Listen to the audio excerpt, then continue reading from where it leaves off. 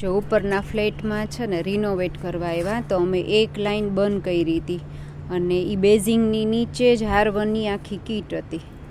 તો એ લોકો રિનોવેટ કરવા આવ્યા ને તો અમારા વાલ એ લોકોએ બંધ કરી દીધા. ખુલ્લા હતા ને બંધ કરી દીધા ને બંધ હતા ને ખોલી નાખ્યા. તો આખી કીટ ને બધું ગંદુ પાણી થઈ ગયું. હવે અમે અહીંયા ફાઇન્ડ કરી છીએ કયો ખોલવાનો છે ને કયો બંધ કરવાનો છે. આ આરવભાઈ જો હવે એને તો પ્લે કરવાનું મળી ગયું. હેંગિંગ બોલ લઈને આવ્યો છે ટેરેસમાં. હે ને આરવા? હે ને? થોડીક વાર ચિંતા કરી મારી કીટ. પછી એને તો રસ્તો કાઢીને તડકે બધું સૂકવી દીધું.